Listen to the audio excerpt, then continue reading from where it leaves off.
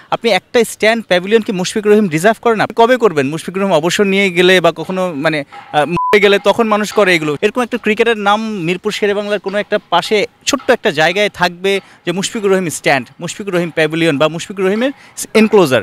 Shuffle রূপক, মিরপুর টেস্টের আগে আপনি বলেছিলেন যে এই স্টেডিয়ামে একটা মুশফিকুর রহিমের স্ট্যান্ড থাকা উচিত। ১৭তম টেস্ট তিনি খেলেছেন, সেখানে সেঞ্চুরি করেছেন, দ্বিতীয় ইনিংসে 50, ম্যাচ সেরা হয়েছেন।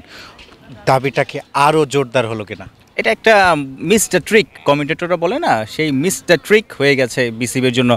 প্রথম দিন শেষে মনে হয় ক্রীড়া উপদেষ্টা প্রথম দিন শেষেই তো মাঠে আসলেন, মুশফিককে পাশে রেখে বিসিবি সভাপতি আমির ইসলাম বুলবুল বলছিলেন যে বাংলাদেশের সবচেয়ে বড় অ্যাম্বাসেডর, টেস্ট ক্রিকেটের বড় অ্যাম্বাসেডর।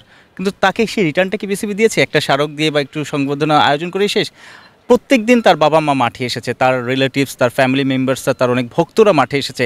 আপনি একটা স্ট্যান্ড প্যাভিলিয়ন কি মুশফিকুর রহিম ডিজার্ভ করেন? আপনার দেশের জন্য 20 বছর ধরে টেস্ট ক্রিকেট খেলছেন, ওয়ান ডে, টি20, নানা জায়গায় তার কন্ট্রিবিউশন আছে। তার ডেডিকেশন, ডিটারমিনেশন ইয়াং জেনারেশনকে এই টেস্ট ক্রিকেট খেলার জন্য, এই ক্রিকেটে আসার জন্য, আরও বেশি ফেয়ারলি ক্রিকেট খেলার জন্য আরও বেশি ইন্সপায়ার করছে। এরকম একটা ক্রিকেটের নাম মিরপুর শেরেবাংলার কোনো একটা পাশে ছোট্ট একটা জায়গায় থাকবে যে মুশফিকুর রহিম স্ট্যান্ড, মুশফিকুর রহিম প্যাভিলিয়ন বা মুশফিকুর রহিমের এনক্লোজার, যেটাই নাম দেন আপনি। এই এতটুকু করা যায় না?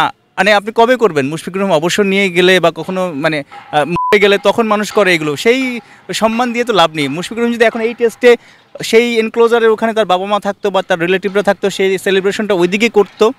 আপনি তো একটা জায়গায় আমরা যদি দেখাই একটু, যে এই জায়গাটা তো মুশফিকের একটা বড় ছবি আছেই, সেই জায়গাটাতে ওই জায়গাটাই আপনি নাম দিতেন মুশফিকুর রহিমের প্যাভিলিয়ন, তাহলে ওইটাও অন্যরকম একটা ভিন্ন মাত্রা পেত। তার ফ্যামিলি মেম্বার ওখানে বসতো বা ওইরকম একটা আয়োজন হইতো, তার ভক্তরা থাকতো, মুশফিকুর রহিম দেখেও শান্তি পেত। আমি কনফার্ম মুশফিক সেলিব্রেশন করে ওই দিকেই ব্যাটটা আগে দেখাতো। এটা তার একটা বড় প্রাপ্তি না? বাংলাদেশের হোম অফ ক্রিকেট, যেটা বাংলাদেশের সবচেয়ে বড় গ্রাউন্ড, সেখানে একটা ছোট জায়গা, একটা স্ট্যান্ড মুশফিকুর রহিমের নামে, তার এই ৭০তম টেস্ট ম্যাচে এর চেয়ে বড় আসলে সম্মান তো ক্রিকেট বোর্ড তাকে আর দিতে পারতো না, কিন্তু সেটাও আসলে তাদের মাথায় হয়তো আসেনি।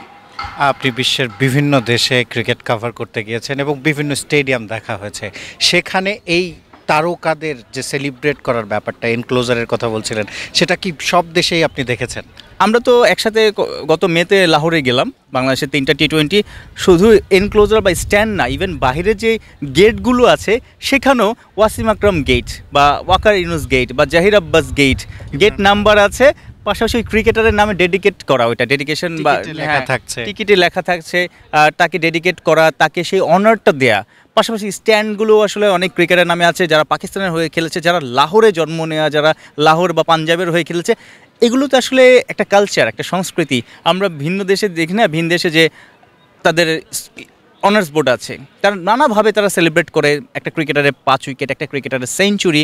আমাদের এইগুলোও নেই। আমরা শুধু টেস্ট ক্রিকেট খেলছি, 25 বছর ধরে টেস্ট ক্রিকেট খেলছি, ওয়ান ডে খেলছি হয়তো 40 বছর ধরে, কিন্তু আমরা ভিন দেশ থেকে ইংল্যান্ড, অস্ট্রেলিয়া যে কালচার একটা গ্রো করার যে বিষয়টা, সেটা শিখছি না। মিরাজ, গত 8-10 মাস আগে আমি একটা প্রশ্ন করেছিলাম প্রেস কনফারেন্সে যে আপনাদের কোনো মাঠে অনার্স বোর্ড নেই, থাকলে ভালো হতো কিনা? বলতো অবশ্যই থাকলে ভালো হতো। আমি 5 উইকেট 4 উইকেট হলে কোনো একটা ম্যাচে আমি হয়তো আরেকটু পুশ করতাম নিজেকে, যে 5 উইকেট হলে আমি ওখানে নামটা উঠবে অনার্স বোর্ডে, আমি নিজে একটা নাম লিখে দিব বা সাইন করব, একটা ছবি তুলবো।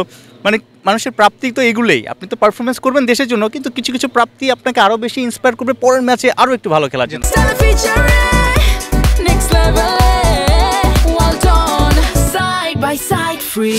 তাইজুলকে প্রশ্ন করা হয়েছিল তিনি আক্ষেপ আছে কিনা তার 4 উইকেট হয়েছে, তখন কিন্তু তার আক্ষেপটা আসলেই থাকতো যে অনার্স বোর্ডে নামটা উঠতো। এই বিষয়গুলো অবশ্যই ক্রিকেট বোর্ডকে শুধু ফ্যাসিলিটিস বাড়ালে হবে না, শুধু ক্রিকেটাররা ভালো পারফরমেন্স করলেই হবে না, ক্রিকেটারকে ওই ভালো পারফরমেন্সটা যে কন্টিনিউটি রাখা যায়, ক্রিকেটারদেরকে যদি মানসিকভাবে আরও হ্যাপি করা যায়, অনেক কিছুই আসলে আয়োজন করতে পারে।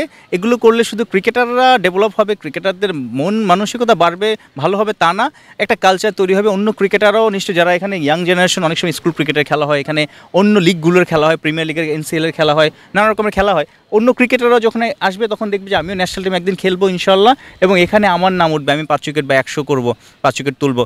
এইগুলোই তো আসলে একটা মানুষকে পুশ করে, স্বপ্ন দেখাতে, তাকে ওই পরিশ্রম করতে বাধ্য করে, তখন অটোমেটিক এটা হয়ে যায়। কিন্তু সেই বিষয়গুলো, সেই সংস্কৃতিটা আসলে বিসিবিকে তৈরি করতে হবে। সাইফুল রূপক যেমনটা বলছিলেন যে সংস্কৃতি তৈরি করার কথা, একটা কালচার ডেভেলপ করার কথা। মুশফিকুর রহিম নিঃসন্দেহে বাংলাদেশ ক্রিকেটের কিংবদন্তি। এরকম আরও যারা ক্রিকেটার আছেন তাদের অর্জনকে আরও দারুণভাবে সেলিব্রেট করা যেত এবং যাবে ভবিষ্যতে, হয়তোবা বিসিবি এই ধরনের উদ্যোগও নিবে হয়তো। শিহাব হাসান খান, ক্রিকেট 97, মিরপুর শেরে বাংলা জাতীয় ক্রিকেট স্টেডিয়াম, ঢাকা।